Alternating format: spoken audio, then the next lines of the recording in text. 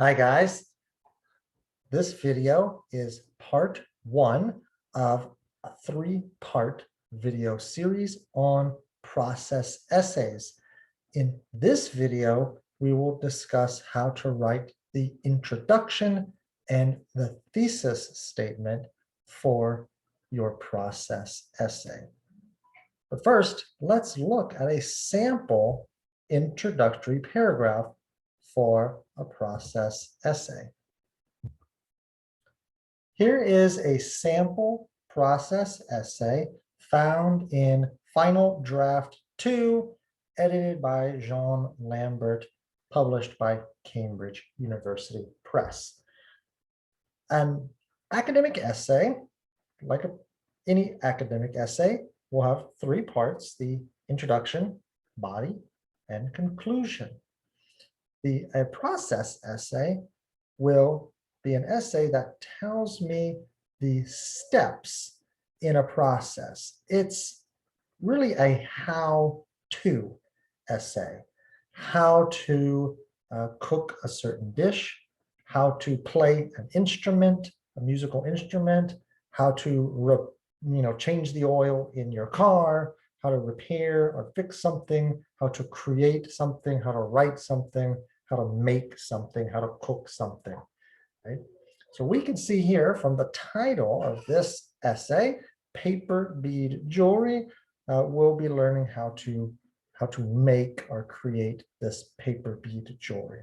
Let's dive in and read this introduction. Bead for Life is an organization that helps poor women in Uganda. It teaches them to make beautiful beads from recycled paper and simple materials. They make jewelry with the beads. The organization sells the jewelry all over the world. Bead for Life takes the money and gives it to the women in Uganda. The money from the sale of the jewelry provides an income for the women. It takes a lot of time to create this beautiful paper bead jewelry. The women of Uganda follow a careful step-by-step process to make the beads and jewelry. Here are the steps. If you follow these steps carefully, perhaps you can make this jewelry too. Now, if you remember how to write an academic essay, the most important sentence in your essay will be the thesis statement. The thesis statement always comes at the end of the introduction, usually the last sentence. Okay? The thesis statement tells the reader what your essay is about. It will let the reader know what the topic is, and also it lets the reader know what kind of essay you're writing. Is this a descriptive essay, an informative essay? Is this an opinion or persuasive essay? In this case, if we reread the thesis, we can see what kind of essay we're reading, and we can see the topic. So let's reread that last sentence. If you follow these steps carefully, perhaps you can make this jewelry too. So we have we have this statement about following steps. So we know it's going to be step 1, step 2, step 3. There is going to be a process. And we're making this paper bead jewelry. So it'll be a process how to make paper bead jewelry. So a better title for this essay, instead of just paper bead jewelry, a really good title could have been How to Make Paper Bead Jewelry. Okay. Let's look a little bit more at thesis statements for process essays. We have 4 more examples here of thesis statements for process essays. 1, follow these steps to start a community garden in your neighborhood. 2, if you follow these steps, you can make this delicious dessert for your next dinner party. 3, if you follow this simple 7-step process, you can create this beautiful paper bead jewelry.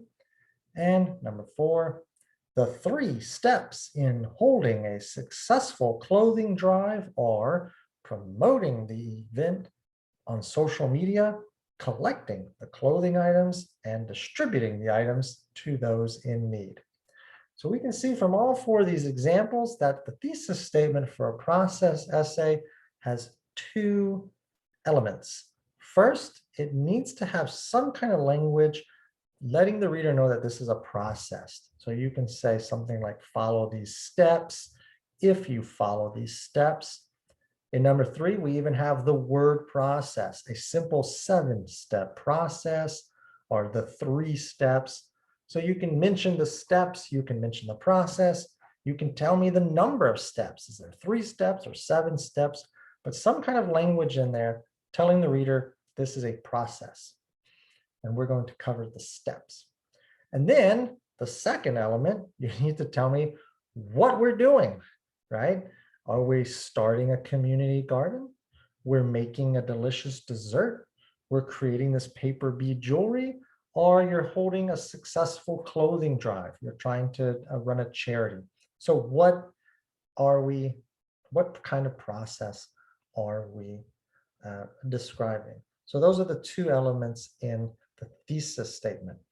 But of course, the thesis statement, again, is the last sentence of the introduction. So what comes before the thesis statement? And if you remember, in an academic essay, the introduction always includes some kind of background information. This is the context. It's telling your reader, why are we talking about paper bead jewelry? Why is this topic important? Or why am I interested in this topic? Why should you be interested in this topic? Why am I writing about this topic? So it gives some context to the reader. Hopefully it engages the reader's interest and it makes the reader interested to learn, to read more. Okay. So one type of background information we can write an introduction is just some general information, just some information that's common knowledge. So you might have a statement like this: paper bead jewelry is a tradition in several African countries. Or you could say something like, many women in Uganda earn a living making paper bead jewelry. There's nothing very specific. This is very general. This may be common knowledge in Africa or especially in Uganda. It's something everyone knows. It's like saying education is important. Okay, most people agree education is important. Just a very general statement, some very general information. Okay. Additionally, you can get more specific. So you can give me some very specific examples or facts, figures, some statistics. So instead of saying that paper bead jewelry is a tradition in several African countries, you can give me some specific examples. Which countries? So you can say paper bead jewelry is a tradition in several African countries, such as Uganda, Mozambique, and Gabon. Okay, so give me some specific examples. Likewise, instead of saying many women make their living, you can go on the internet, do a little quick research, give me an actual number. 80% of women in Ugandan villages earn a living making paper bead jewelry. Or you can give me some other kind of specific fact, right? These women can earn up to $200 a month making paper bead jewelry. So notice here, we're starting to have specific examples, the names of countries, numbers like 80% or $200 a month. So we have facts, figures, numbers, statistics. Okay, this again will probably require you to go and do like a little quick internet research to get these numbers, but it's providing context for the reader. Another thing we can do is we can provide some historical information. So something like paper bead jewelry was first invented in 1713 and is still made today. So again, you might have to do a little, if you don't know much about the topic, you may have to do a little internet research. Give me some dates, some times, right? A year. Give me a little bit of history leading up to present day. Another thing you can talk about in your introduction are issues related to the topic. Those issues are usually some kind of problem, or it's something that people are debating or disagreeing. It's something that people are fighting about, right?